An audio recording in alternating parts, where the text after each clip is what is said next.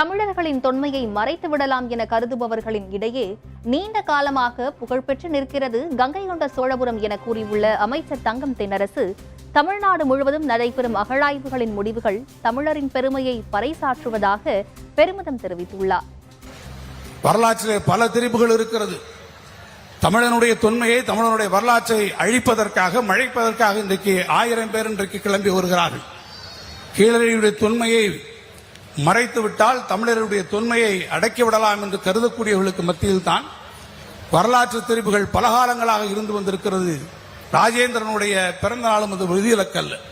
நம்முடைய கால கணக்கீடு, தமிழனுடைய நாகரிகம், தொன்மை, நாம் அடைந்திருக்கக்கூடிய நாகரிக மேம்பாடு இன்று நேற்றல்ல, அது 2600 வருடங்களுக்கு மேன்பாக வந்த நாகரிகம் தமிழனின் நாகரிகம்.